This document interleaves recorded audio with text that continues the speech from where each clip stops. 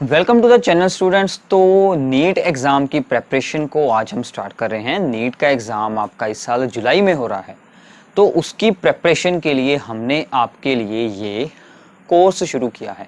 इसमें जितनी भी वीडियोस आपको मिलेगी, आपको उस पूरी वीडियो को ध्यान से सुनना है और उसके नोट्स बनाने हैं, प्रैक्टिस करनी है अच्छे से, तो आपका एग्ज़ाम में बहुत ही अच्छे स्कोर हो सकते हैं। तो इन जो भी वीडियोस में आपको क्या क्या एक्सप्लेन किया जाएगा, सबसे पहले जो भी हमारा टॉपिक होगा उसके सभी कॉन्सेप्ट्स को हम रिवाइज करेंगे। देन बाद में हम क्या करेंगे, जो भी इम्पोर्टेंट एमसीक्यूज उन सभी कॉन्सेप्ट्स पर बन सकते हैं उनकी डिस्कशन की जाती है। तो वो सभी एमसीक्यूज की डिस्कशन आपके लिए बहुत ही इंपॉर्टेंट है, क्योंकि उन पर बेस्ड आपके सभी कॉन्सेप्ट अंडरस्टैंड होंगे और उन पर बेस्ड आपको एग्जाम में न्यूमेरिकल भी मिल सकता है सिमिलर। बेसिकली क्या होता है कि नीट एग्जाम में आपको बेसिक कॉन्सेप्ट्स की अगर अंडरस्टैंडिंग है तो आपके सभी एमसीक्यूज ईजिली हो जाते हैं।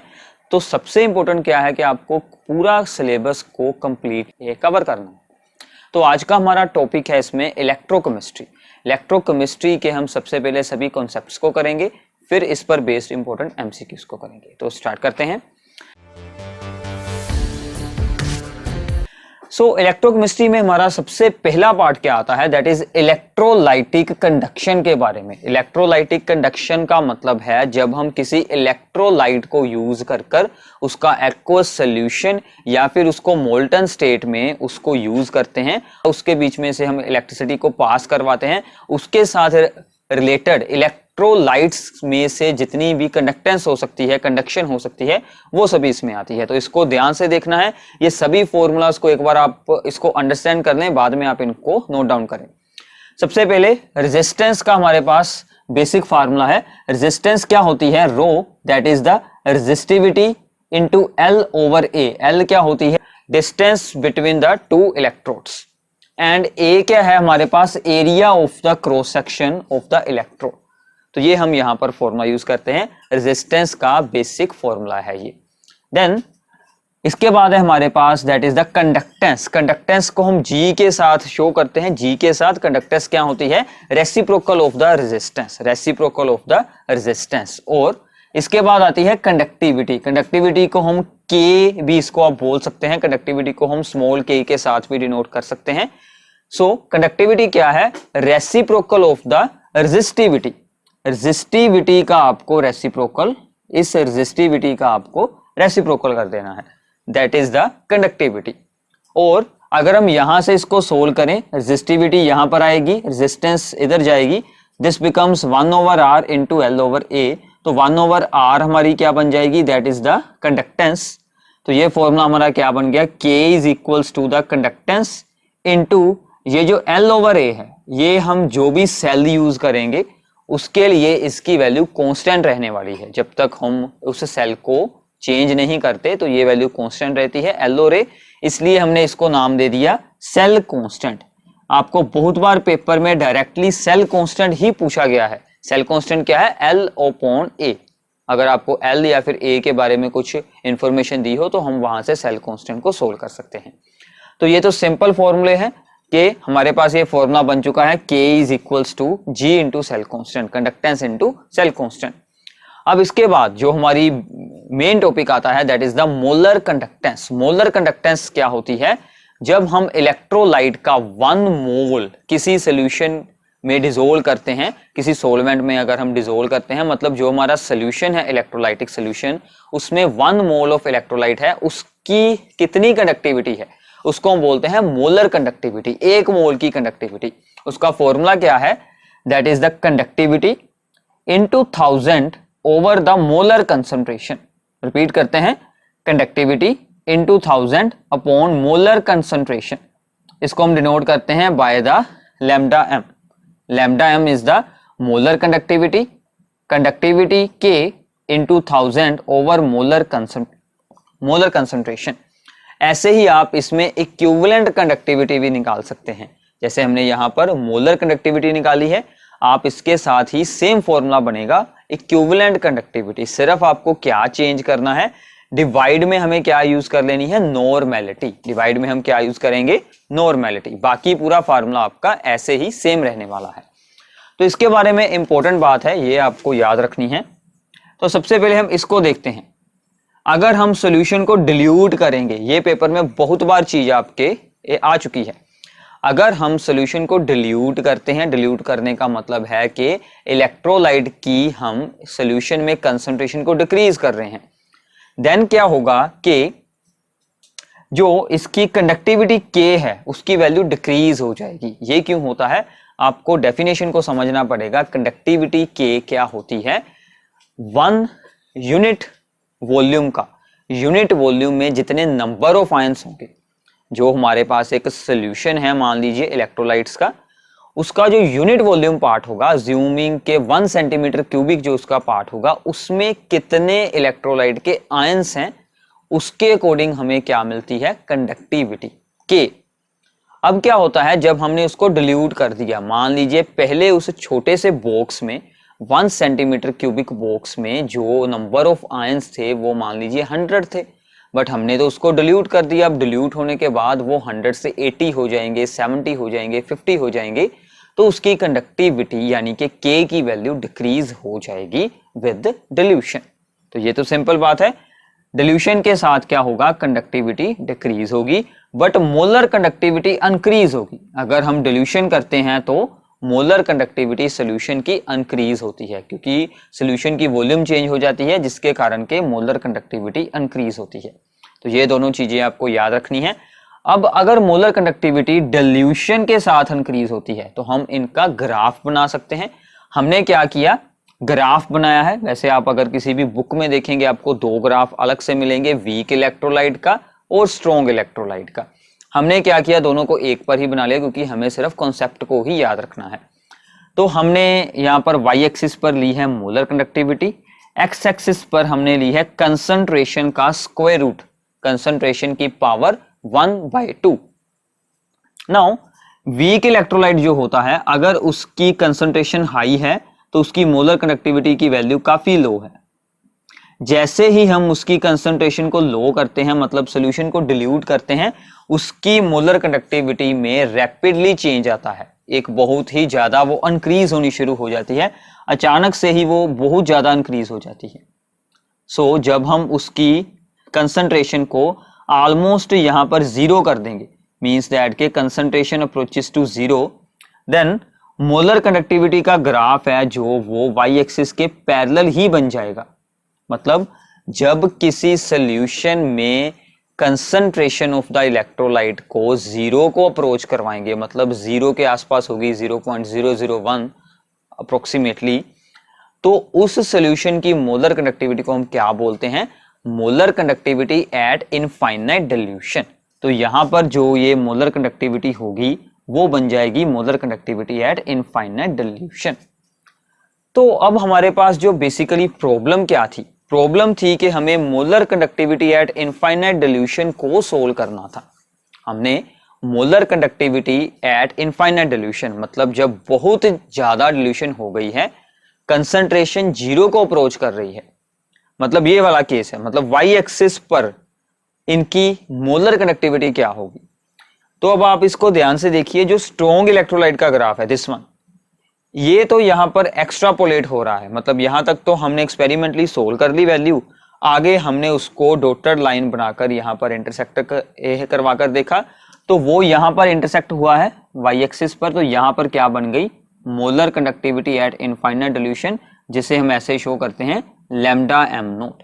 ये क्या है, molar conductivity at infinite dilution. अब दूसरा केस वीक इलेक्ट्रोलाइट का, वीक इलेक्ट्रोलाइट का ग्राफ तो क्या हुआ कि वो तो इसके साथ कभी इंटरसेक्ट ही नहीं होगा, तो मतलब हमारे पास इशू क्या है कि हमें molar conductivity at infinite dilution for weak electrolyte को कैसे सोल्व करना है, उसके लिए हमें कुछ अलग लॉ एक्सप्लेन करना पड़ता है, दैट इज द कोहल-रोच लॉ। तो इसको एक्सप्लेन करने से पहले ये जो स्ट्रॉन्ग इलेक्ट्रोलाइट था, इसका ये जो ग्राफिकली पूरा रिलेशन बना है लैम्डा एम और सी में, उसका एक हमारे पास फॉर्मूला है। इसका प्रूफ आपको अभी सिलेबस में नहीं है, सिर्फ आपको फॉर्मूला याद रखना है। ये इक्वेशन डायरेक्टली पेपर में बहुत बार पूछी जा चुकी है। इसका नाम क्या है, डिबे-हक्कल-ओनसेगर इक्वेशन, डिबे-हक्कल-ओनसेगर इक्वेशन इसका ये नाम है। तो नाम याद रख लीजिएगा, ये 2-3 आप अगर वर्ड याद रख लेते हैं तो आपको ऑटोमेटिकली याद आ जाएगा, क्योंकि इस यूनिट में यही एक इक्वेशन है ऐसी जो थोड़ी सी अलग है, ज्यादा यूज भी नहीं होती है।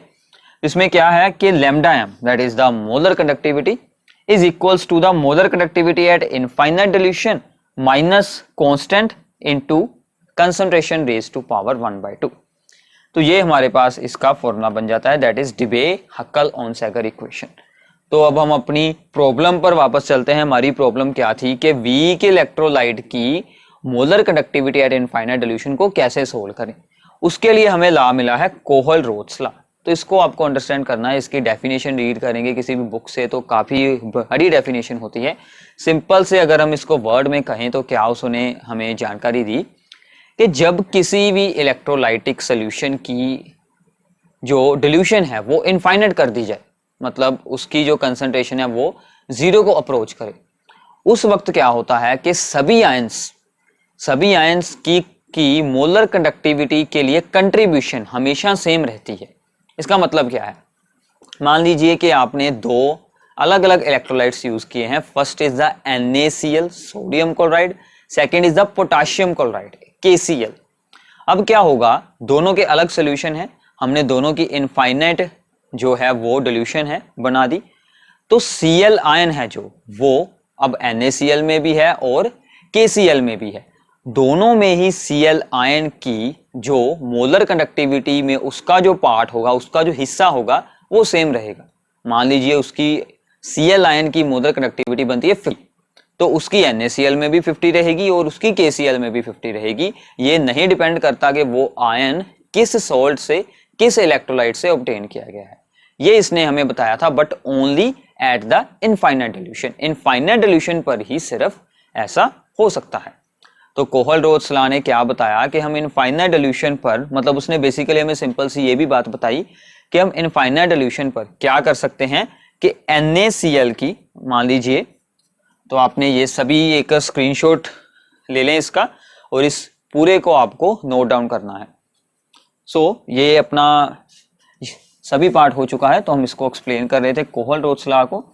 उसके लिए थोड़ी सी स्पेस हमें यहाँ पर चाहिए होगी, तो कोहल-रोत्स लॉ को करते हैं एक्सप्लेन। तो उसके लिए क्या होगा, मान लीजिए उसने हमें ये फॉर्मूला दिया, ये उसने हमें एक रूल दे दिया कि एट इनफाइनाइट डिल्यूशन आप NaCl की मोलर कंडक्टिविटी को क्या कर सकते हैं, दोनों आयंस को अलग अलग लिख सकते हैं, ब्रेक कर कर लिख सकते हैं। मतलब Na पॉजिटिव को अलग और Cl नेगेटिव को अलग। मतलब ऐसे हम किसी को भी एक्सप्लेन कर सकते हैं, कोई भी साल्ट हो, स्ट्रॉन्ग हो, वीक हो, सभी पर ये फार्मूला लगता है। तो यही फार्मूला हमने अब यूज किया। हमने क्या किया कि कोई वीक इलेक्ट्रोलाइट था जैसे कि एस्टिक एसिड, इसकी हमें रिक्वायर्ड थी इनफाइनाइट डिल्यूशन पर मोलर कंडक्टिविटी। यहाँ पर नोड है तो नोड भी हो सकता है और इसको ऐसे भी शो कर देते हैं इन्फिनिटी डालकर, कोई भी रिप्रेजेंटेशन आप यूज कर सकते हैं। नोड डाल दिया है, मतलब इनफाइनाइट डिल्यूशन पर इसकी molar conductivity is equal to, अब हम क्या करेंगे, तो इसको हम यहां पर एक्सप्लेन कर देते हैं दोबारा से। हम इसकी इनफाइनाइट डिल्यूशन पर मोलर कंडक्टिविटी को सोल्व करने के लिए वो सभी इलेक्ट्रोलाइट्स यूज करेंगे जिसमें यही आयंस हो, बट वो खुद स्ट्रॉन्ग इलेक्ट्रोलाइट हो। तो हमने सबसे पहले एसीटेट आयन को यूज किया, उसके लिए हमने यूज कर लिया सोडियम एसीटेट, क्योंकि ये स्ट्रॉन्ग इलेक्ट्रोलाइट है, इसकी तो ग्राफिकली सोल्व हो ही जाएगी एक्स्ट्रापोलेट कर कर, सिंपल सी बात है। अब हमें चाहिए हाइड्रोजन आयन, उसके लिए हम ऐड कर देते हैं HCl को, वो भी स्ट्रॉन्ग इलेक्ट्रोलाइट है। बट अब ये Cl और Na तो यहाँ पर एक्स्ट्रा आ गए, इनकी तो हमें रिक्वायरमेंट नहीं थी, बट हम इनको रिमूव कर सकते हैं। हम क्या करेंगे, इसमें से माइनस कर देंगे NaCl को। तो मतलब इस तरफ के सभी क्या होंगे, स्ट्रॉन्ग इलेक्ट्रोलाइट, और इस तरफ क्या था, वीक इलेक्ट्रोलाइट। उसको हम ऐसे सोल्व कर सकते हैं। तो ऐसे अब कोई भी इस पर आप एग्जाम्पल बना सकते हैं, कोई भी आपको एग्जाम्पल इसके बारे में पूछी जा सकती है। तो अगर आपको इलेक्ट्रोकेमिस्ट्री की फुल रिवीजन चाहिए जिसमें कि डिटेल्ड सब कुछ ही बताया हो बेसिक से लेकर, उनकी अलग से आपको वीडियोस मिल जाएंगी डिस्क्रिप्शन में भी, और ऊपर भी आपको उनका शो हो रहा होगा लिंक, वहां से भी आप उनको ओपन कर कर देख सकते हैं।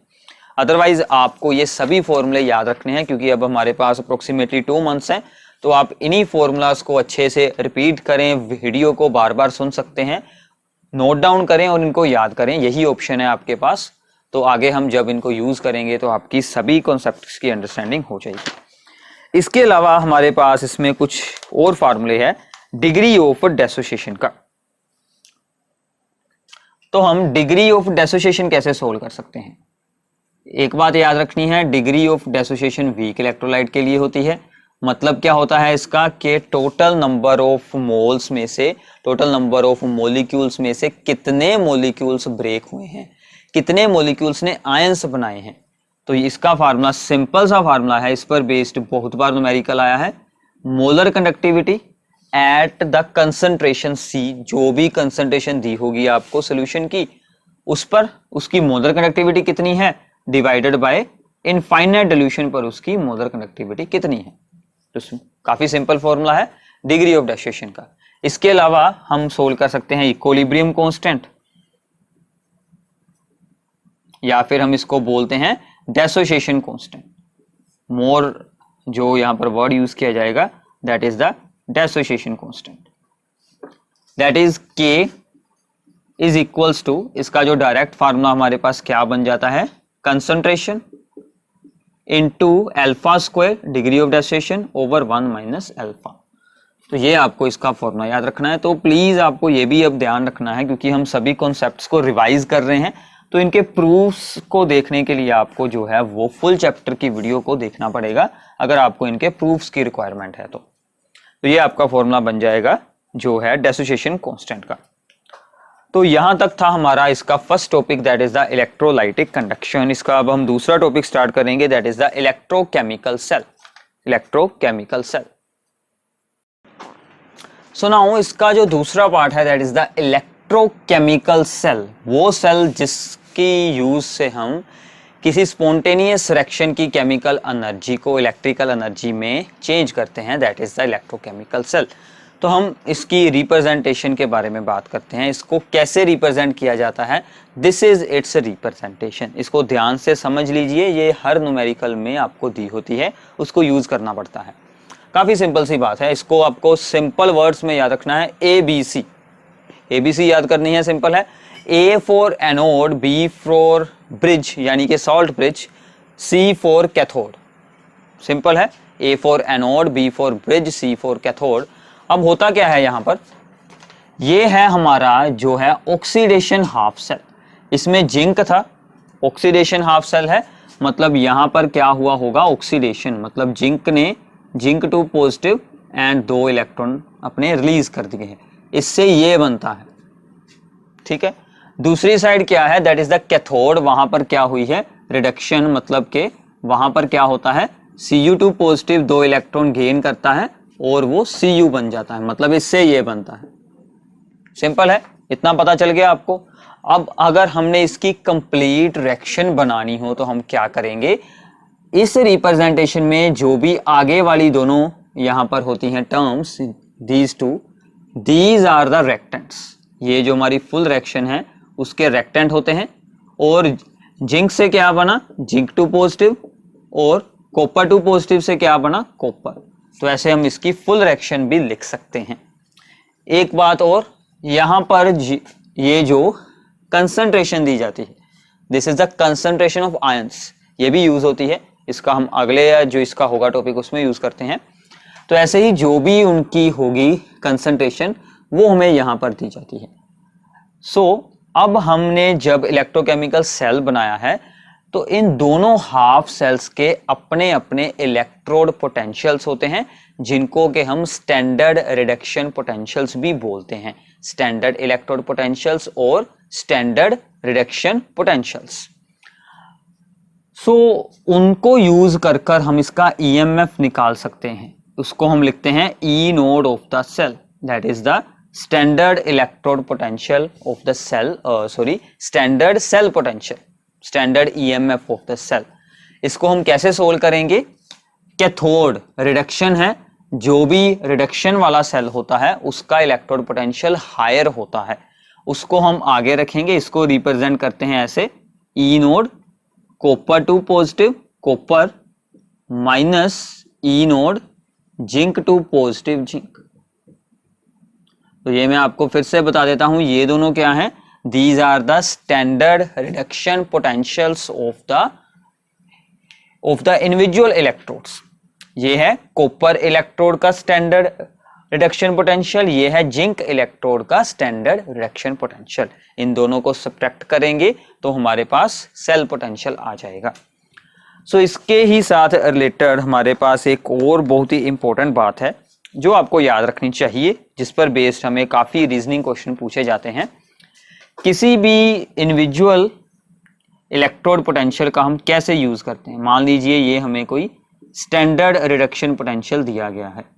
इसका मतलब क्या होता है कि ये जो Mn पॉजिटिव है इसकी tendency to gain electrons, tendency to gain electrons, तो ये जो Mn पॉजिटिव है ये कितनी जल्दी इलेक्ट्रॉन गेन कर कर M बना सकता है, मतलब अपने आयन में वो इलेक्ट्रॉन गेन करेगा। मतलब अगर इसकी वैल्यू हाई होगी तो मोर टेंडेंसी टू गेन इलेक्ट्रॉन्स,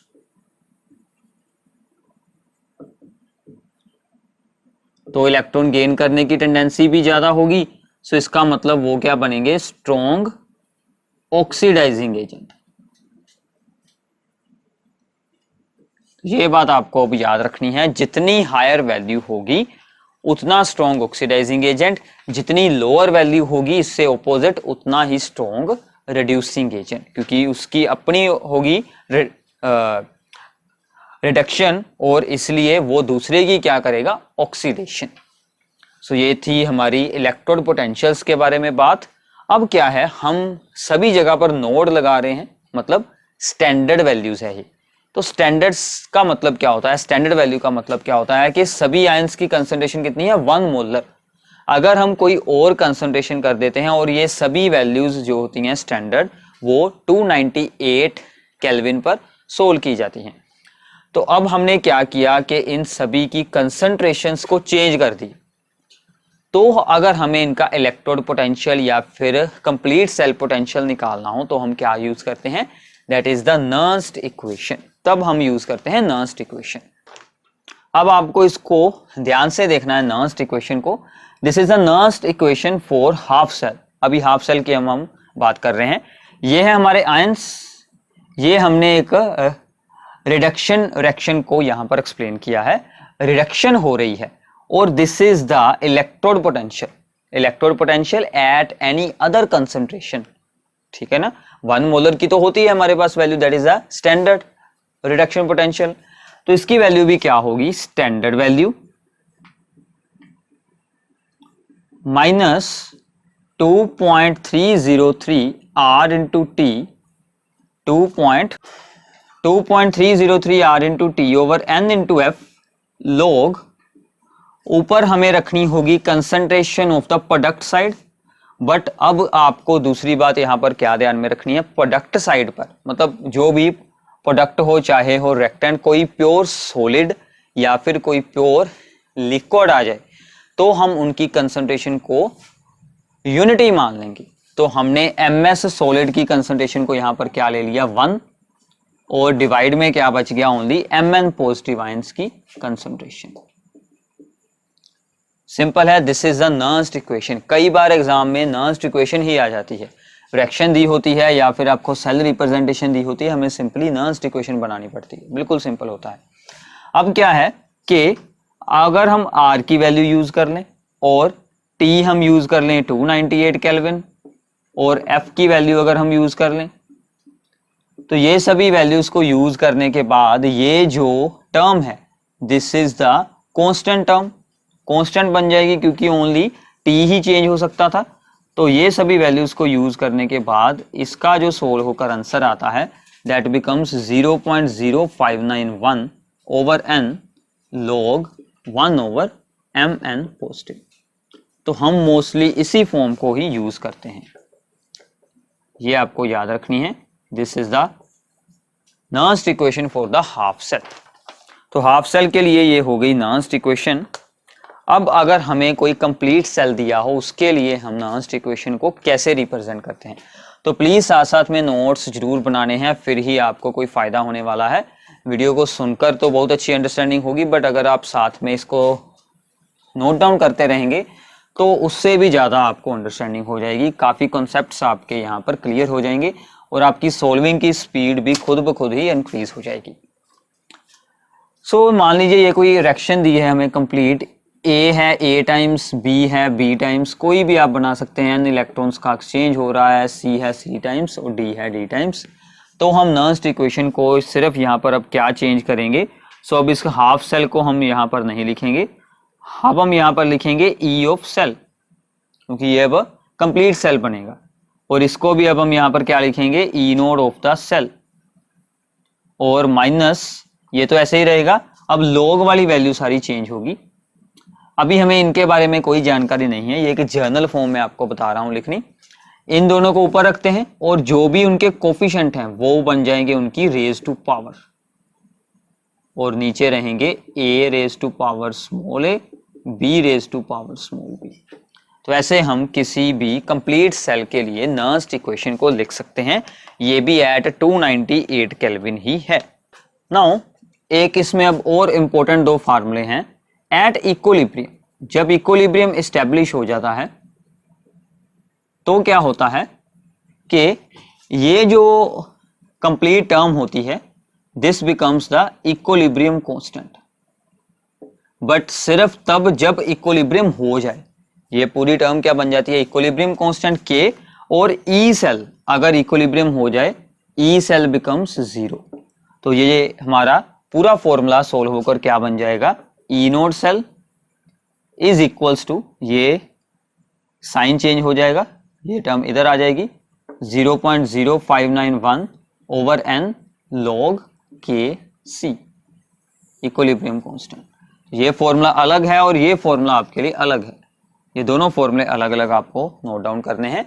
ये हो गया हमारा log kc, आप यहां से सोल्व कर सकते हैं, that is the equilibrium constant. Now Gibbs free energy हम यहां से कैसे सोल्व कर सकते हैं, Gibbs free energy. So Gibbs free energy is delta G is equals to minus N F into E cell.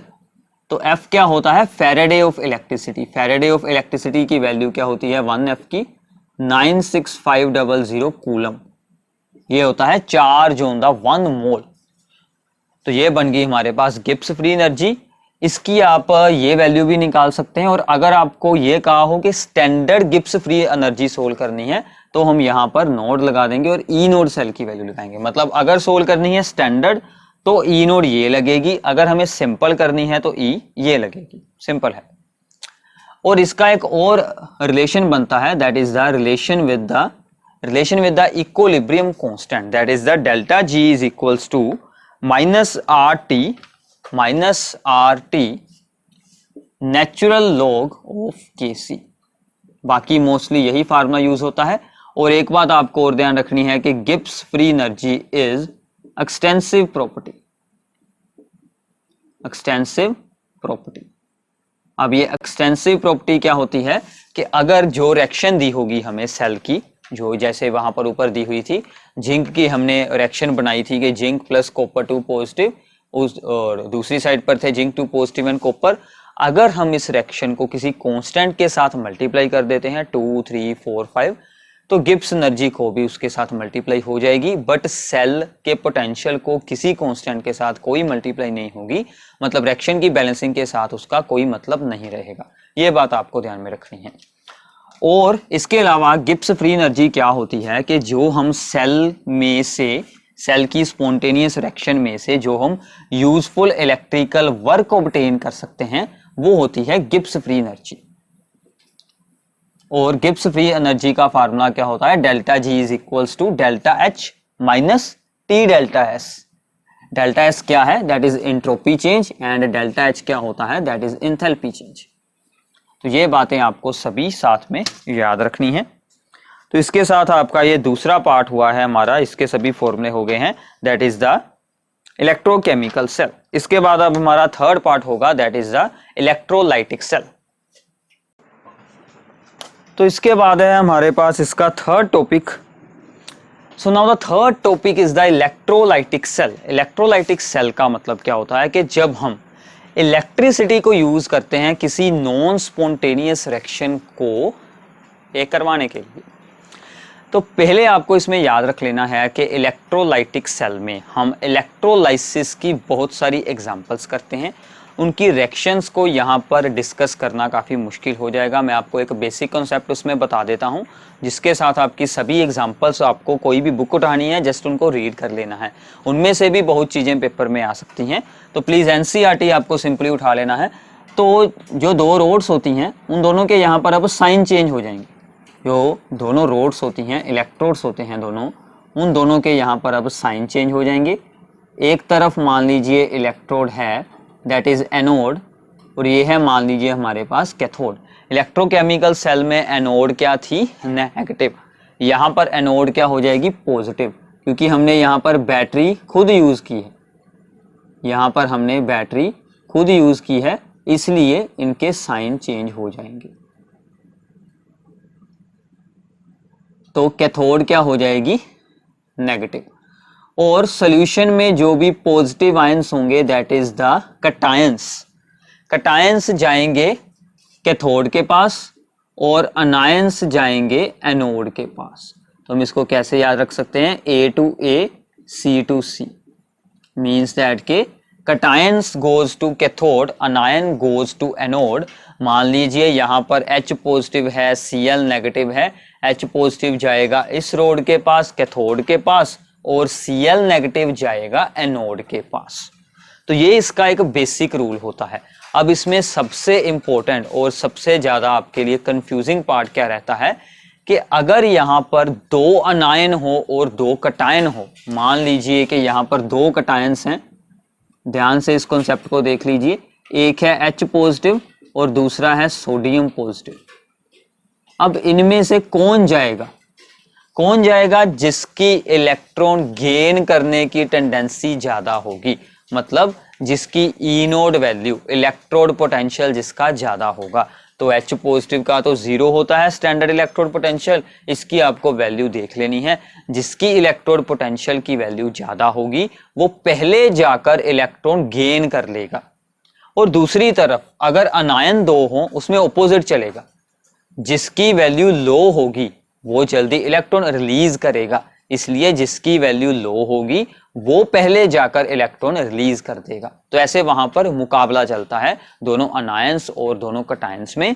उस मुकाबले का जो रिजल्ट है वो हम किस बेसिस पर सोल्व करते हैं? Depends upon the electrode potentials की वैल्यू पर। उसमें अगर आपने एक्सेप्शंस को याद रखना है तो एक्वस NaCl का केस आता है, जिसमें के ओवर वोल्टेज का कॉन्सेप्ट लगता है, जिसके बारे में आपको रीड करना है। इसके अलावा आपको बैटरीज, 4 बैटरीज होती हैं mainly. Lead storage battery, mercury cell, dry cell होता है, फ्यूल सेल्स होते हैं, और ये सभी आपको रीड करनी है। और फ्यूल सेल्स के बारे में, ये सभी बैटरीज के बारे में, और लास्ट टॉपिक इसमें आपको मिलता है रस्टिंग। ये सभी थ्योरेटिकल पोर्शन है, रिएक्शन वाला पार्ट है, सिंपल सी बातें हैं, ये आपको रीड करनी है प्लीज। ये अगर आपको इनके बारे में भी अगर आपको जानकारी लेनी है तो मैंने आपको जैसे पहले भी बताया था कि वीडियोस का लिंक्स आपको डिस्क्रिप्शन में मिल जाएगा, ऊपर भी मिल जाएगा कार्ड में, वहां से आप उसे ओपन कर देख सकते हैं। हम इस पर आते हैं जो हमारी इलेक्ट्रोलाइटिक में न्यूमेरिकल पार्ट में 2 लॉ अप्लाई होते हैं, that is the Faraday's law. Faraday's का फर्स्ट लॉ हमें क्या कहता है? हमने अभी अभी ये कहा है कि ये जो पॉजिटिव आयन कैथोड पर जाएगा, इलेक्ट्रॉन गेन करेगा और यहाँ पर जुड़ जाएगा, डिपॉजिट हो जाएगा। कितना डिपॉजिट होगा, उसका वेट कितना होगा? That depends upon the current, amount of charge. Amount of charge, charge का फॉर्मूला क्या होता है? I into T, that is the current into time. और प्रोपोर्शनैलिटी कांस्टेंट है यहाँ पर Z। Z की वैल्यू को याद रखना बहुत ही इंपॉर्टेंट है, हमें मोस्टली यही भूल जाती है एग्जाम में जाकर। Z is the equivalent weight of that ion. जो भी आयन होगा, कॉपर 2 पॉजिटिव होगा, जिंक 2 पॉजिटिव होगा, Fe2 पॉजिटिव होगा, over charge on the 1 mole of electrons, that is the 1 Faraday की वैल्यू, दैट इज द 96500। याद हो जाएगा यहां तक, नोट डाउन जरूर करना है साथ साथ में। सेकेंड लॉ हमें क्या कहता है? When 2 half cell, second law ने हमें बेसिकली ये बताया कि अगर हम एक जैसा ही इलेक्ट्रिसिटी का अमाउंट दो सेल्स को, दो हाफ सेल्स को सीरीज में कनेक्ट कर कर, दो या दो से ज्यादा को सीरीज में कनेक्ट कर कर उनमें से पास करवाते हैं, देन उनका जो रिस्पेक्टिव अमाउंट डिपॉजिट होगा उनकी इलेक्ट्रोड्स पर, वो डिपेंड करता है उनके इक्विवेलेंट वेट पर।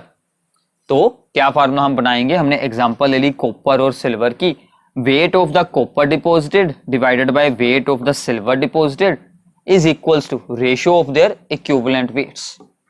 अब ये इक्विवेलेंट वेट क्या होता है किसी भी आयन का, उसका नॉर्मल एटॉमिक मास यानी कि उसका molar mass divided by charge on that metal ion. जैसे कि कॉपर 2 पॉजिटिव 63.5/2 और Ag पॉजिटिव जो भी हमारे पास Ag का मास होता है अप्रोक्सीमेटली 107 पॉइंट समथिंग, ओवर हम कर देंगे 1 क्योंकि Ag पॉजिटिव पर चार्ज होता है 1। वैसे आप निकाल सकते हैं इक्विवेलेंट वेट। तो मैंने बहुत सारी बातें आपको बोलकर बताई हैं, प्लीज उन्हें भी आपको नोट डाउन कर लेना है, नोट्स बनाने हैं अच्छे से। फिर हमने इसके बाद इंपॉर्टेंट एमसीक्यूज को सोल्व करना है, वहां पर आपको ये सभी कॉन्सेप्ट्स अप्लाई करने हैं, तो इनको याद रखना बहुत इंपॉर्टेंट है। तो इसकी एक एग्जांपल करते हैं सिंपल सी, जिसके साथ आपको ये कॉन्सेप्ट थोड़ा सा और ज्यादा यहाँ पर क्लियर हो जाएगा। तो स्क्रीनशॉट सेव कर लीजिए। तो इसकी एक सिंपल सी एग्जांपल है, मान लीजिए कि हम 1 मोल ऑफ इलेक्ट्रॉन्स यानी कि 1 फैराडे इलेक्ट्रिसिटी यानी कि 96500 कूलम चार्ज, इसको अगर हम पास करवाते हैं तो उसके साथ क्या होगा। अब एक है हमने यहां पर रखे कॉपर 2 पॉजिटिव। अब कॉपर के 1 मोल को अगर हमने इसका 1 मोल प्रोड्यूस करना है तो इसमें कितने इलेक्ट्रॉन्स ऐड करने होंगे, 2 मोल इलेक्ट्रॉन, क्योंकि एक एटम को 2 इलेक्ट्रॉन चाहिए, एक मोल को 2 मोल इलेक्ट्रॉन चाहिए। इसके लिए हमें 2 मोल्स चाहिए, मतलब 2F चाहिए। ऐसे ही अगर एल्यूमिनियम 3 पॉजिटिव है उसके लिए हमें कितने चाहिए होंगे, 3F, एक मोल बनाने के लिए, 1 मोल के लिए। बट हमने पास कितना किया है इनमें से 1 फैराडे। अगर हम इन सभी में से 1 फैराडे पास करते हैं तो इसका अमाउंट कितना डिपॉजिट होगा, इसका अमाउंट कितना होगा, जितना भी उसकी वैलेंसी है, जो उसका चार्ज है, उसके साथ आपको डिवाइड कर देना है 1/2 मोल। 1/2 मोल मतलब 63.5 उसका होता है मोलर मास ओवर 2 ग्राम। ऐसे ही जो एल्यूमिनियम है इसका कितना होगा 1/3 मोल। ऐसे ही आप इसका भी निकाल सकते हैं, दैट इज द 27/3 ग्राम। तो ये चीज बनती है, ये इसका बेसिक कॉन्सेप्ट है। अगर आपको ये चीज आ जाती है समझ, तो आप इसके साथ कोई भी इस पर बेस्ड न्यूमेरिकल सिंपली निकाल सकते हैं। ऊपर हमने फॉर्मूला किया है W = ZIT, और ये आपका सिंपल सा कॉन्सेप्ट है। इसके साथ आपके सभी फॉर्मूले हो गए हैं। अब हम इस पर स्टार्ट करेंगे इंपॉर्टेंट न्यूमेरिकल इंपॉर्टेंट MCQs। सो अब हम स्टार्ट करने वाले हैं इंपॉर्टेंट MCQs। तो ये सभी MCQs को आपको ध्यान से अंडरस्टैंड करना है। हर एक MCQ के साथ आपका एक कॉन्सेप्ट क्लियर हो जाएगा।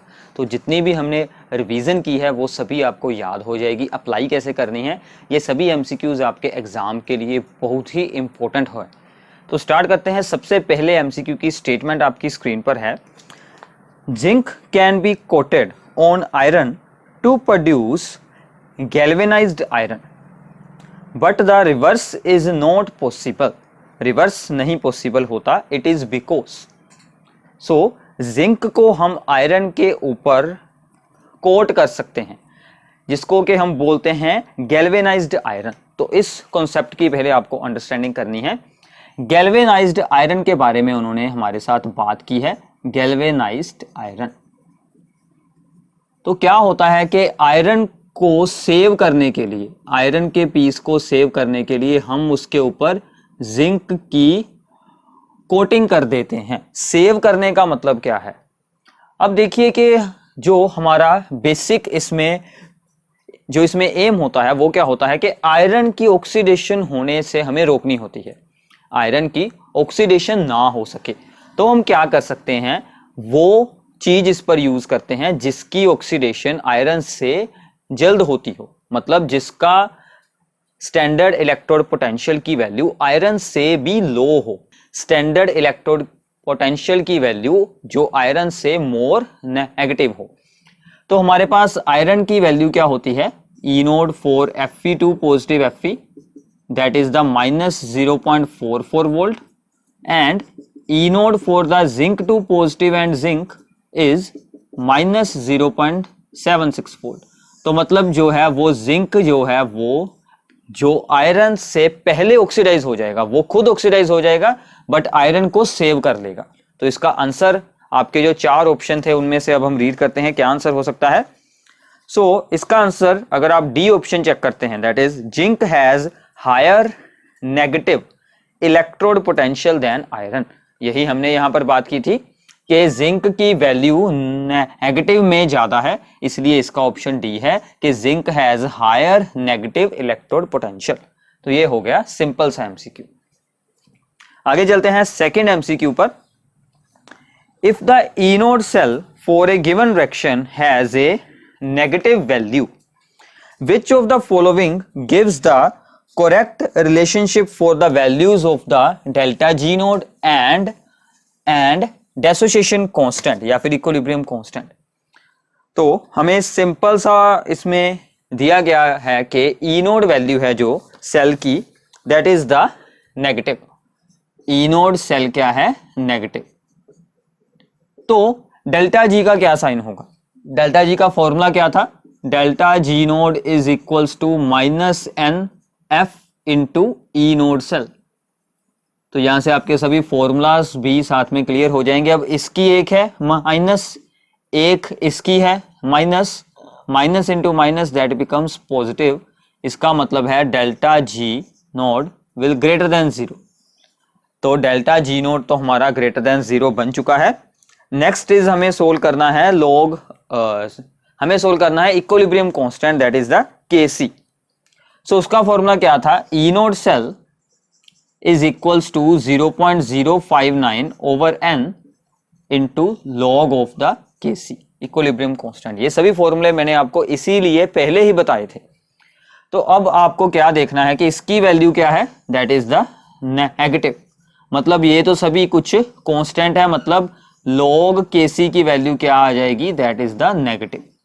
और log का आंसर माइनस में सिर्फ उस टाइम पर आता है अगर जो इसके अंदर वैल्यू है वो वैल्यू 1 से भी छोटी हो, क्योंकि log का मतलब क्या होता है कि यहां पर जो बेस है, यहां पर जो बेस है दैट इज द 10, उसकी हम क्या पावर रखें कि उसका आंसर जो है वो 1 से भी छोटा आ जाए, तो इसका आंसर होता है नेगेटिव। अगर हम बेस की पावर कोई भी नेगेटिव रखते हैं, always answer is less than 1। तो मतलब यहां से हमें क्या रिलेशन मिलता है, Kc इज लेस देन 1। तो ये दो ऑप्शन हमारे मिल रहे हैं। अब आप एमसीक्यू के ऑप्शंस को ध्यान से देखें कि इनमें से कौन सा आंसर हो सकता है राइट। तो वहां से हमें आंसर मिलता है दैट इज ए इसका आंसर होगा। Gibbs energy is greater than 0 and dissociation constant will be less than 1। तो ऐसी बिल्कुल सिंपल प्रॉब्लम्स भी आपको पेपर में आ जाती हैं। हम सिंपल से लेकर डिफिकल्ट प्रॉब्लम्स सभी को सोल्व करने वाले हैं। सो थर्ड की स्टेटमेंट देखते हैं। Third is very very simple. During the electrolysis of molten sodium chloride, the time required to produce 0.10 mole of the chlorine gas using a electricity of 3 amperes is। हमें क्या करना है, molten sodium chloride की electrolysis करवानी है और हमें produce करना है 0.10 मोल ऑफ द क्लोरीन।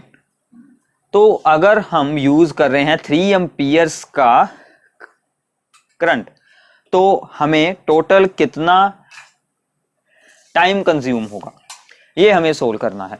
तो मोल्टन सोडियम क्लोराइड की इलेक्ट्रोलाइसिस है, दैट इज द NaCl की हम इलेक्ट्रोलाइसिस कर रहे हैं। ओनली 2 आयन सी हमें यहां पर मिलने वाले हैं। सो इलेक्ट्रोलाइसिस यहां पर कैसे होगी, Cl नेगेटिव इलेक्ट्रॉन लॉस करेगा, 2 लॉस करेगा क्योंकि 2 Cl आयन स्टेबल होकर Cl2 गैस बनाएंगे। मतलब कि 1 मोल अगर हमने क्लोरीन गैस को बनाना है, 1 मोल यहां पर क्या है 1 मोल, तो इलेक्ट्रॉन कितने हो रहे हैं 2 mole of electron. There will be 2 moles of electron. 2 moles of electrons मतलब क्या होता है, 1 मोल ऑफ इलेक्ट्रॉन मतलब 1 फैराडे ऑफ इलेक्ट्रिसिटी। मैंने आपको पहले भी बताया था 1 mole of electrons 1 faraday of electricity, 2 mole of electrons 2 faraday of electricity. So हम इसे सिंपली 2F लिख देते हैं। हमें स्टेटमेंट में उन्होंने क्या कहा था, हमें प्रोड्यूस करने हैं 0.10 मोल ऑफ Cl2 गैस। तो हम क्या करेंगे, 0.10 से इस साइड भी मल्टीप्लाई कर दी और इस साइड भी मल्टीप्लाई कर देंगे। So this becomes this one 0.20 Faraday of electricity. तो हमें इलेक्ट्रिसिटी की रिक्वायरमेंट कितनी है, 0.20 फैराडे। अब हम इस इलेक्ट्रिसिटी को चार्ज में चेंज करेंगे। 1 फैराडे पर कितना चार्ज होता है, 1 फैराडे मतलब 96500 कूलम। तो इतना हमें चार्ज रिक्वायर्ड है, ये हमें चार्ज रिक्वायर्ड है। आगे चलते हैं। अब आपका बिल्कुल बेसिक फार्मूला लगने वाला है। आई की वैल्यू कितनी दी गई है, 3 एम्पियर, और ये हो गया आपका Q। सिंपल है, Q is equals to I into T. So T will be equals to Q by I। तो Q की वैल्यू है 0.20 इंटू 96500 ओवर I की वैल्यू है 3। इसको अप्रोक्सीमेटली सोल्व करेंगे तो 110, ये आपका आएगा सेकेंड में। हमें इसे कन्वर्ट करना है इनटू द मिनट्स, इसलिए हमने 60 के साथ इसको डिवाइड किया है। तो ये आपका अप्रोक्सीमेटली आएगा 110 मिनट्स। तो प्लीज यहां पर हमसे जो मिस्टेक हो सकती है वो पॉसिबल क्या है, यूनिट्स की। तो प्लीज यूनिट्स का हमेशा ध्यान रखना है कि कौन सी यूनिट में आंसर उन्होंने पूछा है या हम कौन सी यूनिट में सोल्व कर रहे हैं। तो ये बात आपको यहां पर ध्यान में रखनी है। So this is the basic फॉर्मूले पर ही पूरा न्यूमेरिकल हो गया है। तो प्लीज स्टेटमेंट का आपको नोट करना है और बाद में आंसर को भी नोट करना है। अगर आपको ऐसा फील होता है कि कोई एमसीक्यू आपको खुद आता है तो आप प्लीज वीडियो को रोककर उसे खुद सोल्व करें, तो आपके लिए बहुत ही अच्छे से प्रैक्टिस हो जाएगी। नेक्स्ट इज द स्टेटमेंट आपकी स्क्रीन पर है। द मोलर कंडक्टिविटी ऑफ 0.5 मोल पर डीएम क्यूब सोल्यूशन, मतलब के डीएम क्यूब क्या होता है, 1 लीटर मोल पर litre. Solution of AgNO3 silver nitrate with electrolytic conductivity 5.76 into 10 raised to power -3 semen पर सेंटीमीटर, यूनिट्स में रीड कर रहा हूं साथ में, at 298 केल्विन इस। हमें क्या सोल्व करना है, molar conductivity that is the lambda m। किस चीज की, 0.5 क्या है उस सोल्यूशन की कंसंट्रेशन, एंड उसकी इलेक्ट्रोलाइटिक कंडक्टिविटी भी दी गई है। तो प्लीज अब आपको रिवाइज करना है ये। आई थिंक आप सभी इस न्यूमेरिकल को खुद सोल्व कर सकते हैं, बिल्कुल इजी है। हमें डायरेक्ट फार्मूला लगाना है। लैम्डा m का डायरेक्ट फार्मूला देखिए क्या था, that is k into 1000 into m। तो हमें दो वैल्यूज यहां पर दी गई हैं, एक है k की value that is the conductivity and second is the concentration. तो आपका डायरेक्ट फार्मूला यहां पर अप्लाई होगा। सो लैम्डा m का फार्मूला क्या था, k conductivity into 1000 over m। Conductivity की वैल्यू आपको क्या दी गई है, 5.76 into 10 raise to power -3 into 1000 और कंसंट्रेशन है 0.5। तो अब इतनी सोल्विंग तो आपके लिए काफी इजी होगी। तो आंसर आ जाएगा 11.52 वाला। तो यूनिट्स साथ में ध्यान से देखिए, यहां पर सीमन सेंटीमीटर स्क्वायर पर मोल है, वही यूनिट्स आएंगी सीमन सेंटीमीटर स्क्वायर पर मोल। तो वही यूनिट्स में आपका आंसर मिल जाएगा, क्योंकि हमें जो मोल्स में ये दी गई थी और ये जो कंडक्टिविटी के यूनिट थे वो भी हमारे पास सीमन सेंटीमीटर के साथ रिलेटेड थे, इसलिए यही यूनिट्स आएंगे सेम टू सेम। सो यहां तक तो काफी इजी थे सभी एमसीक्यूज। आगे चलते हैं। नेक्स्ट प्रॉब्लम इज, ध्यान से देखिएगा इस प्रॉब्लम को। स्टेटमेंट आपकी स्क्रीन पर है। इन द इलेक्ट्रोकेमिकल सेल दिया है जिंक सल्फेट है, कॉपर सल्फेट है, कॉपर है। The EMF of this Daniell cell is E1। पहले इस डैनियल सेल का ईएमएफ दिया है that is E1। Now when the concentration of the zinc sulphate is changed, जब जिंक सल्फेट की कंसंट्रेशन को चेंज कर दिया जाए to 1.0 molar and that of the copper sulfate change to the 0.01 molar, अगर इन दोनों की कंसंट्रेशंस को आपस में चेंज कर दिया जाए, then the EMF changes to E2 जो न्यू ईएमएफ है वो क्या है, वो है हमारे पास E2। So from the following which one is the relationship between E1 and E2। तो उन्होंने हमसे E1 एंड E2 में रिलेशन पूछा है कि क्या रिलेशन होगा। तो काफी सिंपल है, ये हमें दिया गया है यहां पर इलेक्ट्रोलाइटिक सेल, तो इसका ईएमएफ कितना है, दैट इज E1। मतलब अगर हम यहां पर नर्स्ट इक्वेशन लगाते हैं, E1 is equals to Nernst equation E naught of cell minus 0.059 over electron कितने थे, 2 हो गए इस रिएक्शन में, जिंक और कॉपर सल्फेट की रिएक्शन है, बेसिक चीज है ये, तो 2 इलेक्ट्रॉन्स एक्सचेंज होंगे, लॉग ऊपर क्या रखते हैं, प्रोडक्ट, ठीक है ना। प्रोडक्ट कौन है इनमें से, जिंक होगा, क्योंकि इससे ये बनता है और इससे ये बनता है, तो जिंक 2 पॉजिटिव की कंसंट्रेशन ऊपर रखेंगे, डिवाइड में क्या रखेंगे, कॉपर 2 पॉजिटिव की कंसंट्रेशन। तो मैं इसको काफी एक्सप्लेन कर रहा हूं, अगर आपको ये सभी फॉर्मूले आते हैं तो ये काफी सिंपल चीज है। So E node cell minus 0.059/2 log zinc 2 positive की कंसंट्रेशन कितनी है, 0.01 और नीचे लगेगा 1। इसको सोल्व करेंगे, क्या बन जाएगा, लॉग 1/100, मतलब लॉग 10⁻⁻²। लॉग क्या बनेगा, 10⁻⁻²। तो इसका लॉग सोल्व करेंगे तो क्या बन जाएगा, ये पावर आगे आ जाएगी, माइनस माइनस हो जाएगी plus, that is E node cell plus 0.059। तो ये वैल्यू बन गई हमारे पास E1 की। ओके है, इतना अंडरस्टैंड है, सिंपल हमने सोल्विंग की है। अब उसने हमें स्टेटमेंट में क्या कहा, उसने कहा कि अगर मैं इन दोनों कंसंट्रेशंस को चेंज कर देता हूं, इंटरचेंज कर देते हैं, तो यहां से आपको एक और बात का आइडिया मिलेगा। और बात का आइडिया क्या है कि अगर एनोड वाले पोर्शन के आयंस की कंसंट्रेशन इंक्रीज कर दी जाए और कैथोड वाली साइड के आयंस की कंसंट्रेशन डिक्रीज कर दी जाए, ये ऐसे भी पूछ सकते हैं, ठीक है ना, तो क्या चेंज होगा ईएमएफ में, ठीक है। तो अब हम यहीं से इसे सोल्व कर देखते हैं, हमारा चेंज तो सिर्फ यहीं पर होगा, E2 सोल्व करना है, फॉर्मूला सेम लगेगा, यहां पर चेंज होगा कंसंट्रेशंस में, तो कंसंट्रेशन आएगा 1 ऊपर 0.01 नीचे, मतलब 100 बन जाएगी 10⁻²।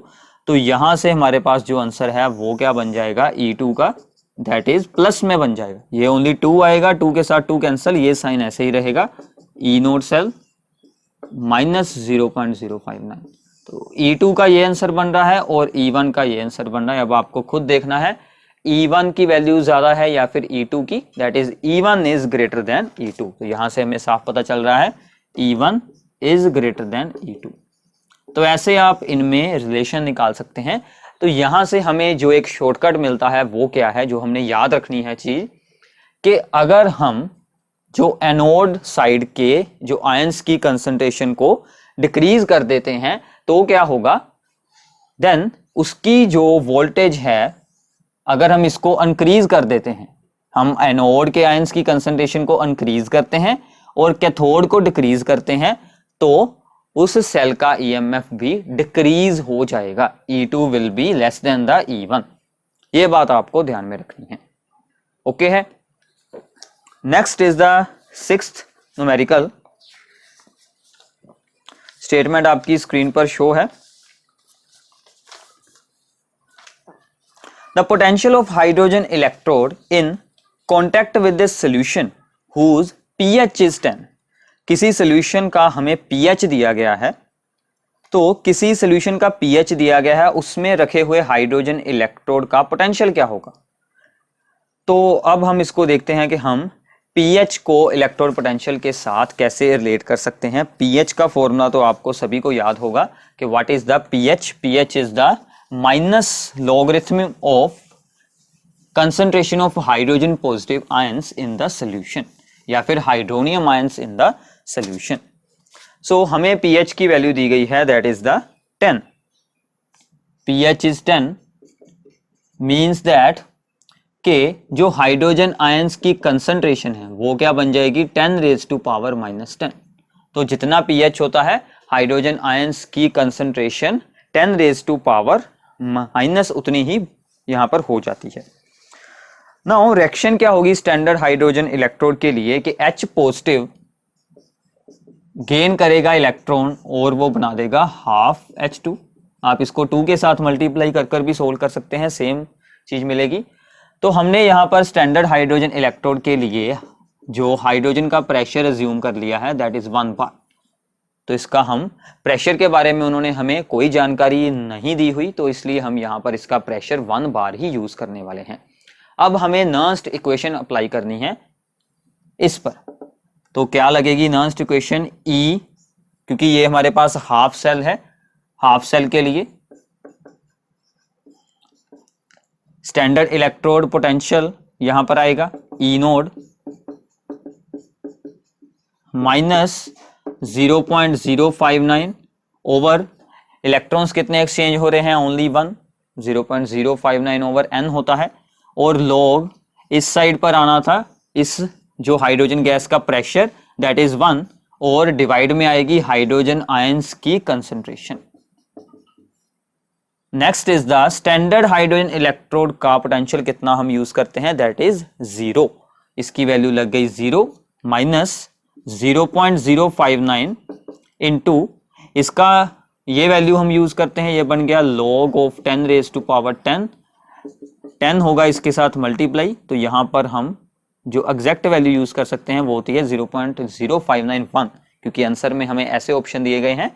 इसको सोल्व करेंगे ये बन जाएगी 0.591 वोल्ट। तो काफी सिंपल है, बेसिक फॉर्मूले पर ही आपका न्यूमेरिकल सोल्व हो जाएगा। तो इसके अकॉर्डिंग आपका ऑप्शन नंबर डी होगा right answer. So this is the numerical number 6th। आगे चलते हैं 7th। A steady current of 2 ampere was passed through two electrolytic cells X and Y connected in series। दो sales हैं जो कि series में जुड़े हुए हैं, उनमें से 2 एम्पियर का इलेक्ट्रिक करंट पास करवाया जा रहा है containing electrolytes that is the ferrous sulfate and the zinc sulfate। ये until 2.8 gram of the iron deposited at the cathode of the cell X। Electricity 2 ampere की पास करवाई दो सेल्स में से जब तक के 2.8 ग्राम आयरन डिपॉजिट ना हो जाए तब तक। The mass of the zinc deposited at the cathode of the cell. अगर 2.8 ग्राम आयरन डिपॉजिट हुआ है तो जिंक का मास कितना डिपॉजिट हुआ होगा ये हमें सोल्व करना है। तो अब आपको फैराडेस लॉ याद होंगे मे बी, फैराडेस का हमने सेकंड लॉ किया था, वहां पर मैंने आपको एग्जांपल दी थी एक, तो उसी पर बेस्ड है ये एमसीक्यू।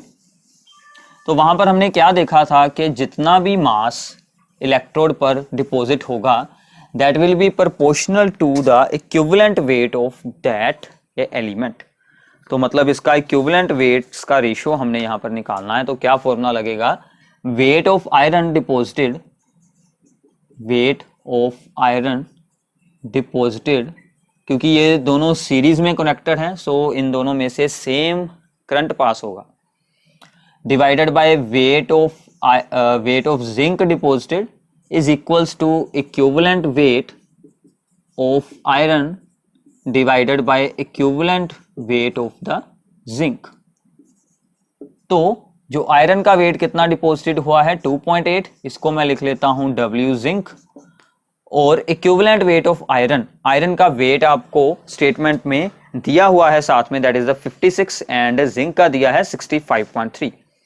सो 56 आयरन पर चार्ज कितना होगा फेरस सल्फेट में Fe2 पॉजिटिव बाय 2, और इसका है 65.3। जिंक पर चार्ज कितना होगा दैट इज आल्सो 2। तो यहां से आपको इसकी अब सोल्विंग करनी है। प्लीज अपनी सोल्विंग की स्पीड को थोड़ा सा इंक्रीज करें, तो इसकी सोल्विंग करेंगे तो आंसर आ जाएगा 3.265, 3.265 ग्राम। तो ये आपका आंसर होगा। तो यहां से आपका फैराडेस लॉ के साथ रिलेटेड भी हो जाएगी problem. Next is the numerical number 8। This is simple, आपको इनमें से जो रॉन्ग स्टेटमेंट को चूज करना है। Which of the following is not correct statement. सबसे पहली रीड करते हैं statement that is dry cell becomes dead, dry cell becomes dead after long time. अगर हम ड्राई सेल को लॉन्ग टाइम के लिए रखें तो वो क्या हो जाता है, that becomes dead due to, साथ में उन्होंने क्या लिखा है, due because of acidic ammonium chloride corrodes the zinc container. क्या ऐसा होता है? So this statement is right, क्योंकि ड्राई सेल में क्या होता है कि जिंक का कंटेनर होता है बाहर, उसके अंदर अमोनियम क्लोराइड ऐड किया होता है। अमोनियम क्लोराइड क्या करता है, वो इसमें एसिडिक होने के कारण जिंक के कंटेनर को खराब कर देता है, करोड कर देता है, जिसके कारण के सेल बाद में यूजलेस बन जाता है। Next is the B statement, mercury cell that is the button cell gives constant voltage because electrolyte KOH is not consumed. Mercury cell का इलेक्ट्रोलाइट पहले तो आपको याद रखना है वो होता है KOH, दैट इज राइट। और अगर आप उसकी रिएक्शंस को देखेंगे, उसकी एनोड और कैथोड की रिएक्शंस अगर आप ध्यान से देखते हैं, उन रिएक्शंस को अगर हम ऐड करते हैं, ओवरऑल रिएक्शन अगर आप उसकी देखें, ध्यान से देखिए इसकी ओवरऑल रिएक्शन को, वहां पर KOH आयंस का कोई रोल नहीं होता। मतलब जितने वो यूज होते हैं उतने ही वो प्रोड्यूस हो जाते हैं। मतलब KOH आयंस की कंसंट्रेशन कांस्टेंट रहती है, जिसके कारण के इसकी वोल्टेज भी कांस्टेंट रहती है। This is also right statement. Third one is the electricity needed to liberate 1 gram equivalent of copper two positive is 2 faraday. ध्यान से पढ़िए, क्या हमें बनाना है 1 gram equivalent of copper two positive. अब आपको याद होगा कि कॉपर के ऊपर चार्ज कितना है, 2 पॉजिटिव। कॉपर 2 पॉजिटिव का अगर हम 2 फैराडे इलेक्ट्रिसिटी यूज करते हैं देन उसका 1 मोल होगा डिपॉजिट, नॉट ग्राम मोल। तो 1 ग्राम इक्विवेलेंट बनाने के लिए 1 ग्राम इक्विवेलेंट बनाने के लिए ऑलवेज, कोई भी आयन हो, ऑलवेज हमें कितनी इलेक्ट्रिसिटी चाहिए, 1 फैराडे। तो इस बात को याद रख लीजिए, कोई भी हमें आयन दिया हो 1 ग्राम इक्विवेलेंट डिपॉजिट करने के लिए 1 फैराडे ही इलेक्ट्रिसिटी होगी। 1 मोल उसके चार्ज पर डिपेंड करता है, बट ग्राम इक्विवेलेंट जो है वो हमेशा 1 फैराडे रहेगा। सो सी स्टेटमेंट इज रॉन्ग स्टेटमेंट, इसको आपने याद रखना है। तो आगे हम डी भी रीड करते हैं, बिकॉज इसके सभी ऑप्शन में से हमें कुछ ना कुछ अलग जानकारी मिल रही है। डी क्या है, इन हाइड्रोजन फ्यूल सेल, जो हाइड्रोजन ऑक्सीजन फ्यूल सेल है, hydrogen oxygen fuel cell combustion of hydrogen, hydrogen की उसमें कंबशन होती है, मतलब उसकी जब रिएक्शन होती है दैट इज ऑक्सीजन के साथ रिएक्शन को हम क्या बोलते हैं, कंबशन। तो ये उसमें रिएक्शंस होती हैं, occurs to create potential difference between the 2 electrodes. तो यही रिएक्शन मेन रीजन होती है जो 2 इलेक्ट्रोड्स के बीच पोटेंशियल डिफरेंस बना देती है, क्योंकि इसका मेन मकसद ही यही होता है कि केमिकल रिएक्शन की एनर्जी को इलेक्ट्रिकल एनर्जी में चेंज करना। So only C statement is wrong, तो आंसर हमारा सी बन जाएगा। So next problem is what pressure of hydrogen would be required to make the EMF of the hydrogen electrode 0 in pure water। ध्यान से पढ़िए, statement काफी interesting है। Hydrogen का कितना प्रेशर होना चाहिए कि हाइड्रोजन इलेक्ट्रोड का पोटेंशियल 0 हो जाए, बट इस बार हमने क्या किया है, 1 मोलर HCl में उसको नहीं रखा है, इस बार हमने उसको प्योर वाटर में रखा है। सो अप्लाई करते हैं हमारा जो सिंपल फॉर्मूला है,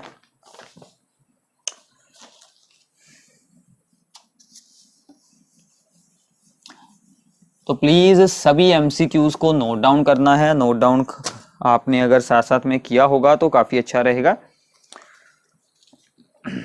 तो इसमें रिएक्शन क्या होती है हाइड्रोजन इलेक्ट्रोड में, हम इसका पहले भी एक न्यूमेरिकल कर चुके हैं जो हमने pH वाला किया था।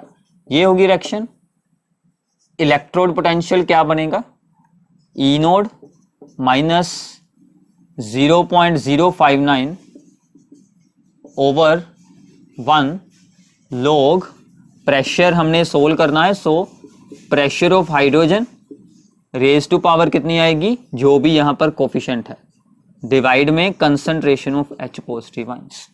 तो यहां तक तो ऑल क्लियर है, सिंपल है। नाउ E नोट तो 0 होता ही है, हमने इसको भी 0 बनाना है। उसने हमें यही कहा है कि प्योर वाटर में रखा है तो हमें पोटेंशियल 0 करना है। 0 ये भी 0। अब आपको ध्यान से देखना है कि प्रेशर तो हमने सोल्व करना है, तो इसको तो ऐसे ही रखते हैं। H पॉजिटिव आयंस की कंसंट्रेशन क्या होगी? प्योर वाटर में क्या होती है? प्योर वाटर के pH की वैल्यू क्या होती है? प्योर वाटर के pH की वैल्यू कितनी होती है? 7। सो H पॉजिटिव आयंस की कंसंट्रेशन कितनी होगी? That is 10⁻⁻⁷। तो यहां पर क्या बन जाएगी? 10⁻⁻⁷। बाकी सभी कुछ तो 0 हो ही जाएगा दूसरी साइड पर जाकर। अब हमें ओनली जो है वो इस वैल्यू को सोल्व करना है। सो ये सभी कुछ हो जाएगा 0, तो इसको सोल्व करेंगे, बच जाएगा log प्रेशर की वैल्यू माइनस log है जो 10⁻⁻⁷। सो दिस बिकम्स log, इसका हाफ आगे आ जाएगा, प्रेशर इज इक्वल्स टू, इसकी वैल्यू सोल्व करेंगे, सो दिस बिकम्स द -7। इसको उधर लेकर जाएंगे, 2 के साथ मल्टीप्लाई हो जाएगा, सो प्रेशर बिकम्स 10⁻⁻14। ये सोल्व होकर कितना बन जाएगा? 10⁻⁻14, क्योंकि log जब उधर जाएगा तो वो क्या बन जाएगा? 10⁻⁻14 एटमॉस्फेरिक। तो आंसर हमारा डी ऑप्शन होगा, राइट। तो ये था हमारा न्यूमेरिकल नंबर 9। तो आई होप कि ये सभी आपको अच्छे से अंडरस्टैंड हो रहे होंगे। Next is the very very important numerical. A current of 1.70 ampere is passed through the 300 ml of 0.160 molar solution of the zinc sulfate for 230 seconds with a current efficiency 90%। ये हमारे लिए न्यू टर्म है। Current efficiency कितनी दी गई है? 90%। How many moles of the zinc 2 positive are reduced? तो इसके साथ जिंक 2 पॉजिटिव के कितने मोल्स रिड्यूस हो जाएंगे? तो हमें एम्पियर्स में वैल्यू दी गई है, करंट की, सॉल्यूशन की वॉल्यूम भी दी गई है। तो हमें ये फाइंड करना है कि टोटल कितने मोल्स जो हैं वो जिंक 2 पॉजिटिव के रिड्यूस होंगे। तो साथ में अब हमारे लिए न्यू चीज क्या है कि जो हमने यूज किया है करंट, उसकी एफिशिएंसी क्या है? That is the 90%। तो स्टार्ट करते हैं इसको। सो सबसे पहले हम ये सोल्व करते हैं कि अमाउंट ऑफ इलेक्ट्रिसिटी पास, कितनी इलेक्ट्रिसिटी पास हुई है। So amount of electricity Q is equals to, मतलब कि अमाउंट ऑफ द चार्ज, तो I की वैल्यू थी दैट इज द 1.70, टाइम था 230 सेकेंड। तो यहां से आपको चार्ज की वैल्यू सोल्व कर लेनी है, दैट इज द, तो हम चार्ज को अगर यहां पर सोल्व कर लेते हैं इन the terms of the Faraday, तो हमारे लिए ज्यादा अच्छा रहेगा। तो हमने इसको क्या किया? हमने इसको फैराडे में चेंज कर दिया। तो ये क्या बन जाएगा? 1.70, ये था अभी कूलम में। फैराडे में चेंज करने के लिए हम इसको डिवाइड करेंगे विद 96500 फैराडे। नाउ हमें दिया हुआ है कि करंट की एफिशिएंसी कितनी है? 90%। सो एक्चुअल अमाउंट क्या होगा?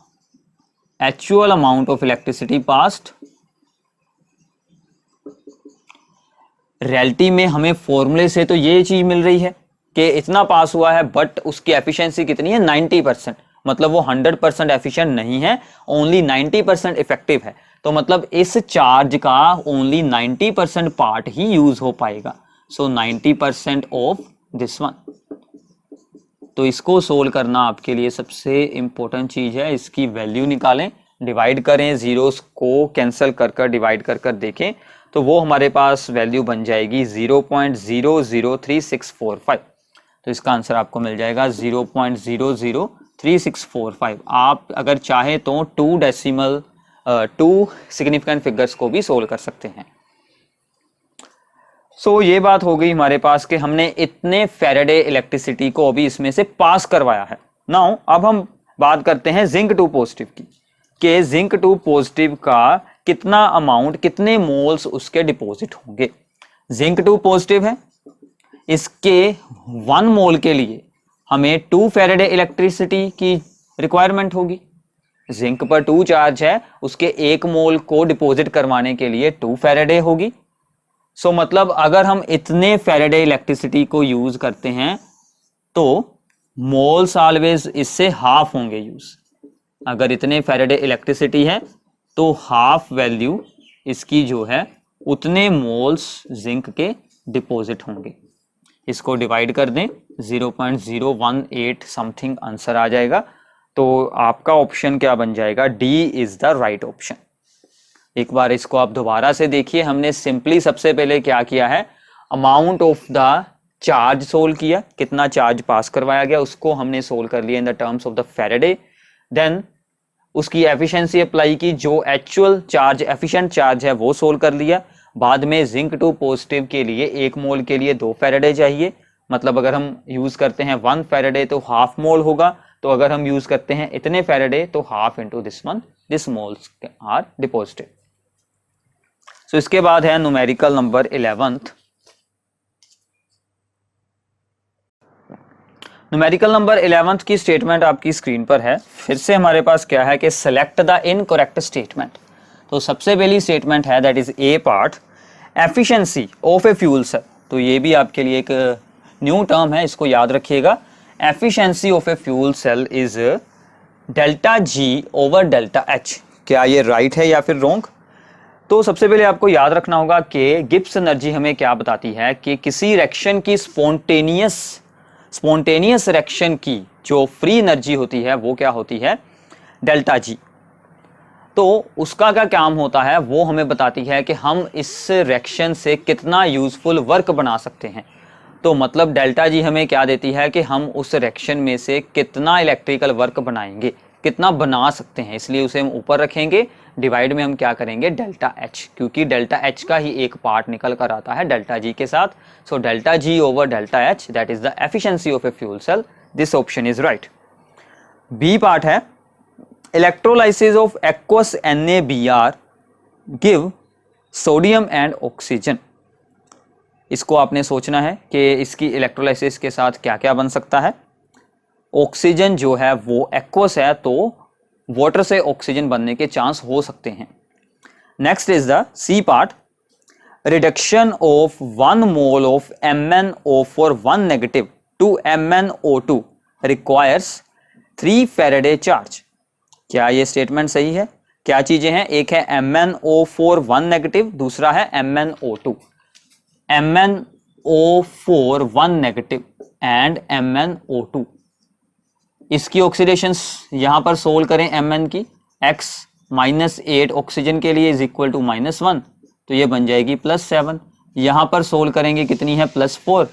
कितना चेंज हुआ है, दैट इज द 3, मतलब कि 3 फैराडे ही इलेक्ट्रिसिटी रिक्वायर्ड होगी। So statement is the right. Fourth is the specific conductivity of a solution decreases with dilution. ये मैंने आपको एक्सप्लेन किया था कि स्पेसिफिक कंडक्टिविटी डिल्यूशन के साथ डिक्रीज होती है।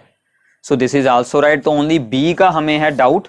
तो बी में अगर हम एक्वस NaBr की इलेक्ट्रोलाइसिस करवाते हैं तो क्या क्या बनता है, आपको इसकी एग्जांपल को रीड करना पड़ेगा। इसके साथ की NaCl की एग्जांपल भी आप रीड कर सकते हैं।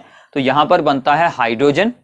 एक्वस NaBr की अगर आप हाइड्रोलाइसिस करवाते हैं, एक साइड पर क्या बनेगा, यहां पर हाइड्रोजन एट द कैथोड, और दूसरी साइड पर बनता है Br2 एंड बीच में रह जाता है NaOH। तो इसके साथ NaOH की प्रोडक्शन भी होती है और हाइड्रोजन और ब्रोमीन फॉर्म होते हैं।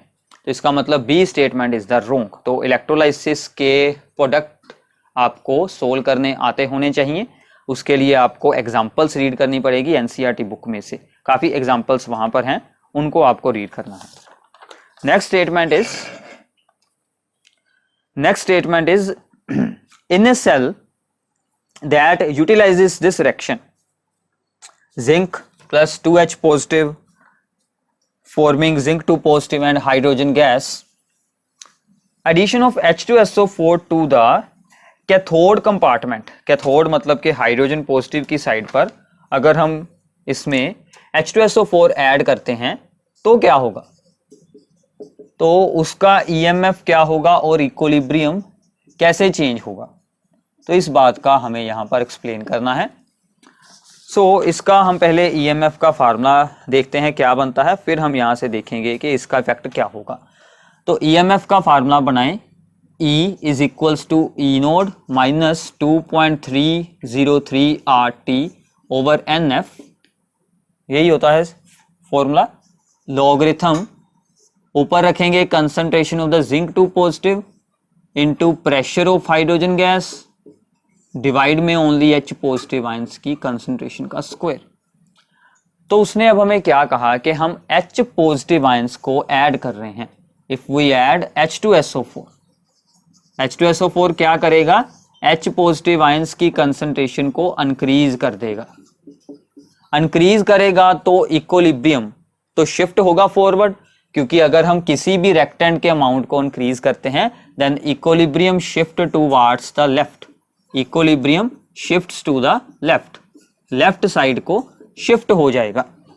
अब आपको यह देखना है कि E की वैल्यू कैसे चेंज होती है। अगर log का डिनोमिनेटर इंक्रीज हो रहा है, log का डिनोमिनेटर इंक्रीज हो रहा है, मतलब कि log की ओवरऑल वैल्यू डिक्रीज होने वाली है।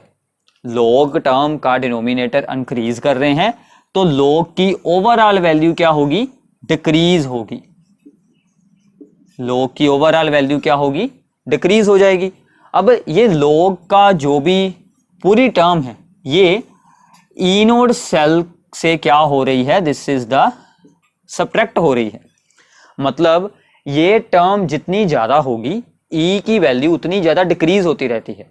अब ये पूरी टर्म हो रही है डिक्रीज, मतलब ये जो हमारा E है, इलेक्ट्रोड पोटेंशियल है, सेल पोटेंशियल है, ये फिर इंक्रीज हो जाएगा क्योंकि इसका साइन क्या है, नेगेटिव। ये इसमें से सब्ट्रैक्ट होनी है, ये डिक्रीज होगी, E की वैल्यू इंक्रीज होगी। तो हमारा ऑप्शन क्या बनेगा कि equilibrium shifts towards the left and cell potential increases. Option number A हमारा राइट होगा। Next is the 13th, very easy but इसमें एक न्यू फॉर्मूला है, आयनिक मोबिलिटी।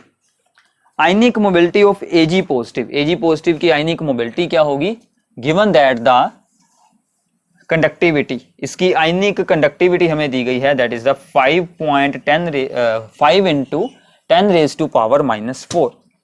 तो हमें इसकी आयनिक मोबिलिटी सोल्व करनी है। आयनिक मोबिलिटी का फार्मूला आपको याद रखना है, ionic mobility is ionic conductance over 96500, मतलब कि 1 फैराडे के पास जितना चार्ज होता है उसके साथ हम इसे डिवाइड कर देंगे। तो आपको दोनों वैल्यूज को यूज करना है और इसे डिवाइड करना है। डिवाइड वाला काम अब आपको खुद करना है, इसको डिवाइड करें तो आपका आंसर होएगा।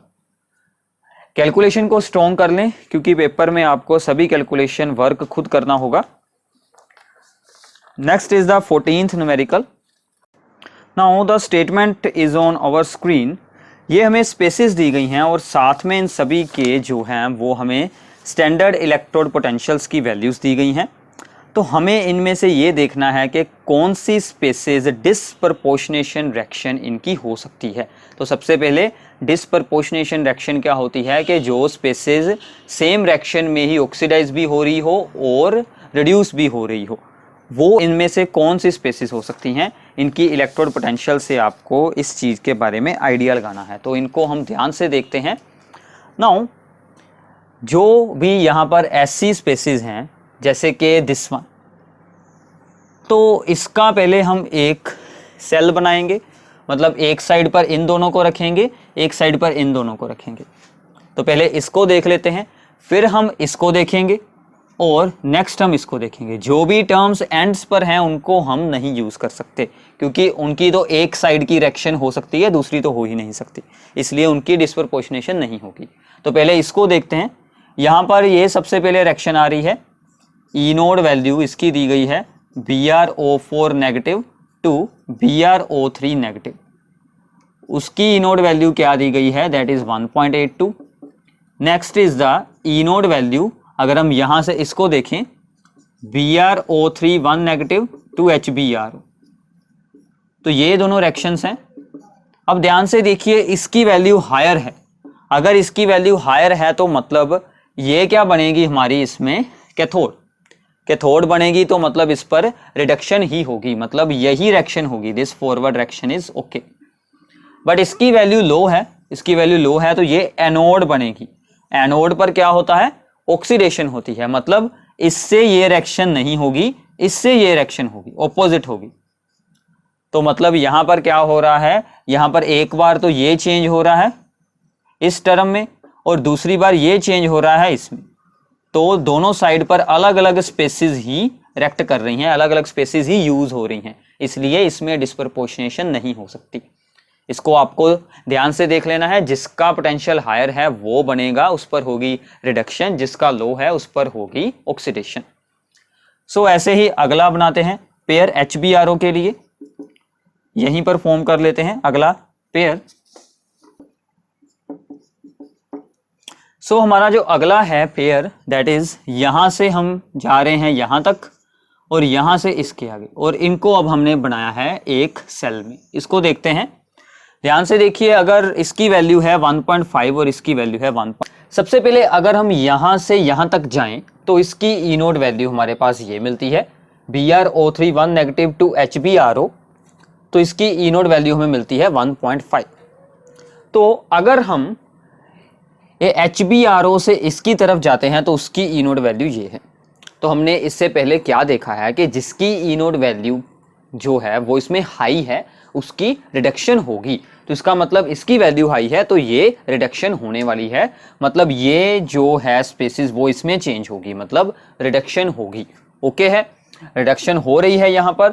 अब इसकी क्या होगी, ऑक्सीडेशन, क्योंकि ये दोनों अगर ज्वाइन होते हैं इसकी ऑक्सीडेशन क्यों होनी है, बिकॉज इसकी वैल्यू इसके मुकाबले लो है। ऑक्सीडेशन होगी मतलब इससे ये बनने वाला है। अब आप यहां पर ध्यान से देखें, HBRO ही यहां पर है, HBRO ही यहां पर है। तो हमने क्या देखा, अगर आगे का पोटेंशियल हायर है पीछे का लो है तो उस स्पेसिस की डिस्प्रपोर्शनेशन होगी। तो आप इसको शॉर्टकट में याद रख लें। अगर आपको कोई भी ऐसी स्टेटमेंट दी हो, अगर अगला पोटेंशियल हाई है पीछे वाला लो है, देन उस स्पेसिस की डिस्प्रपोर्शनेशन होने वाली है। सो इसका मतलब यहां पर अगर आप इसकी ऑक्सीडेशन स्टेट सोल्व कर देखेंगे तो इसकी ऑक्सीडेशन स्टेट सोल्व करेंगे तो ये बन जाएगी +1। अगर आप यहां पर इसकी ऑक्सीडेशन स्टेट सोल्व करेंगे then this becomes the +5। And ऐसे ही यहां पर इसकी ऑक्सीडेशन स्टेट है 0 और यहां पर है +1। तो यहां पर हो रही है ऑक्सीडेशन स्टेट डिक्रीज और यहां पर हो रही है ऑक्सीडेशन स्टेट इंक्रीज। सो कौन सी स्पेसिस डिस्प्रपोर्शनेशन शो कर रही है, दैट इज HBRO डिस्प्रपोर्शनेशन को शो कर रहा है। तो ऐसे आपने इस वीडियो में देखा कि इलेक्ट्रोकेमिस्ट्री पूरा फुल कंप्लीट आपका हो गया है। सभी कॉन्सेप्ट्स, सभी फॉर्मूला हमने टोटल डिफरेंट 14 टाइप्स के न्यूमेरिकल्स को यहाँ पर डिस्कस किया है। एंड जो भी हमने इससे पहले फॉर्मूलास मैंने आपको समझाए थे उन पर भी सिंपल से न्यूमेरिकल बेस्ड बहुत सारे बन सकते थे, बट वो आपके वहां पर फॉर्मूले हो गए हैं। तो आई होप कि आप अब उन सिंपल न्यूमेरिकल्स को खुद सोल्व आपसे हो जाएंगे। इस वीडियो में ही आपके लिए एक प्रैक्टिस प्रॉब्लम्स की PDF अटैच है, वो आप नीचे डिस्क्रिप्शन बॉक्स में से ओपन कर देख लीजिए।